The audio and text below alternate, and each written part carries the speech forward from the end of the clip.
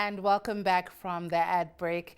But we still have more for you at an event that was hosted by Mr. Andile Lunga Stofile, a conversation on leadership. So let's go have a look.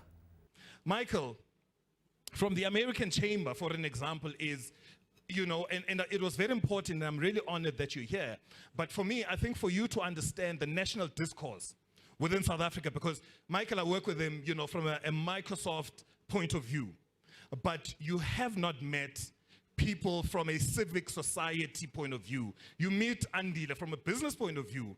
And so the feeling that you have, I don't want for you, when you go back into the embassy, for you to have the feeling that actually, you know what, we know load shedding, we know all of those things, but yet you've got leaders around the table who are willing to put, you heard, people are saying that they want to buy ESCOM, they want to do this, they want to do that, big things.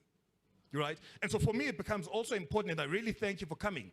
And it becomes very important for you to be able to give back that message that we have got South Africans, we have got people within the continent who are saying that we are tired of being called the dark continent. We are very clear around what we need to do to be able to move. I'm sure you've seen, when they do the aerial photos, Otis, they do these aerial photographs and what, they've got helicopters. When you look at Africa, it's dark. And that is the biggest BS. For me, that's propaganda. That is the biggest BS. Of course, we've got challenges, but when you look at the people that are here, you then get to understand that we have got a very, very strong and capable leadership. Leaders with the soul, who are vested within where they come from. That for me is important. So now when we speak, and that was just, sorry, I diverted a bit. This is something that is very important to me and it's part of my heart. I diverted a bit. I was still introducing myself, but that's, enough of that. Now, so when we then speak about leadership with the soul, which is something that today, hosted by the Leadership with the Soul Institute, how do we, at a first starting point, this is the starting point where we galvanize and we meet. Each and every one of you, by the by, I know you. Some I know not by meeting, but your profiles. So it's not a favor. You are here because of the good work that you've been doing, but also where your soul vested. Quite of an example moves from ABSA. I'm making a stupid example here. She moves from ABSA. She's now in public service. And I remember the first time I met her, I was like, are you okay upstairs? How do you do that? It's tough. And there's a lot of people here which are leaders with the soul, but tangibly so, things that we can touch. Because we speak about these things, and when we speak about them, it's very much theoretical. For me, is the people that I've worked with over the years have been very much hands-on. Now, there's a movement which we started called the abahlaliworld.com. They know them, but how many people know the abahlaliworld.com? By show of hands. Okay, so that's like 60% of the crowd. Now, just for the benefit of the 40% that don't know. So this was a movement that I spearheaded, I didn't, formulate. And this was, listen, okay, let me take the history. So it started, so I come from Rhodes, 2000 and whatever, I can't remember the year now. Now you must understand, the Rhodes, Rhodes, there's only one street, guys. What are you going to do? You're going to party. There's nothing you can do. Right, really, so my alcohol consumption levels were very high. And so I get to Johannesburg and, in Joburg, people like chilling in restaurants like this. And I just couldn't connect. Because for me, I want to get up on the table and drink shooters. So this for me was not, remember I was a Rose boy. So this for me was not something that was familiar. And so I then started organizing house parties. Little did I know that those house parties were the start of networking. Now, remember, these house parties will go on until 4 in the morning. I would be the last one to leave. Sometimes you pass out in the parking lot. Yeah, own it, guys. That was me.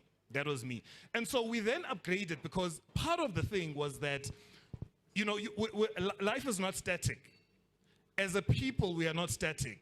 So we then moved into then what we call the abahlaliworld.com. And Malcolm, I mean, has certainly been part of, the abahlaliworld.com. And the movement then was around, and this was 2009, I think, I can't remember. I was broke and I was jobless and, maybe I was bored. But I got, people that I respect that have been part of the Abahlali, it was called abahlali.com at the time. We actually sat in a boardroom and we mapped out where are we in life and what are those things that we need to start doing. In fact, even the motto or the tagline was where social revolutionaries meet to mix business and pleasure. Social revolutionaries, because a revolution is something that's painful. It has to happen overnight. So when we are at a social level, how do we make sure that that revolution, from a mindset point of view, starts happening?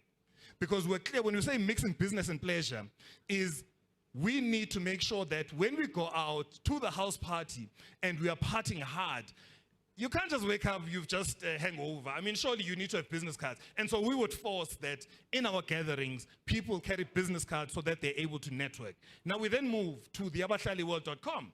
And at this time, the network was about 5,000 professionals. And these were people that were very clear around, we want to help South Africa move forward.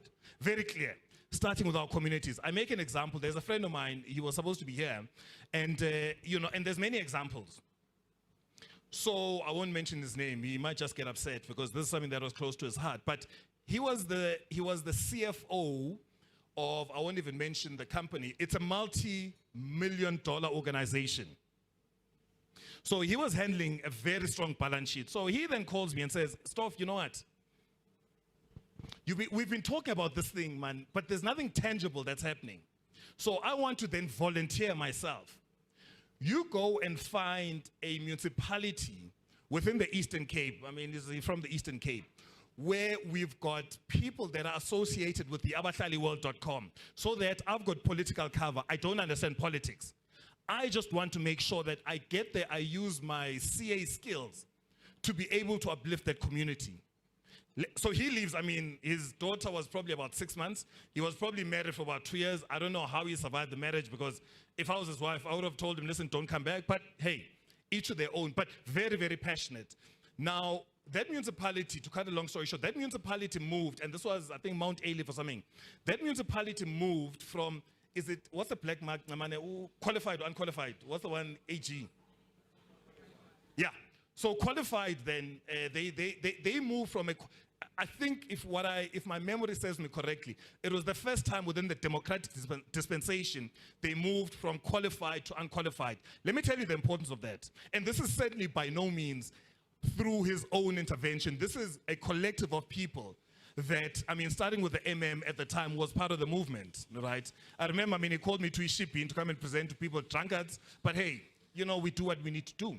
But now, let me tell you the importance of that. The importance of that is that when you've got an unqualified report, it means that Treasury, you've got a black mark, Treasury is not going to funnel funds into that particular municipality. Qualified, hey man, all of that, yeah. Okay? Now, so when you're qualified, it means that, and let's think about this thing, so funds are not coming into that municipality. So what that means is that service delivery then becomes impacted.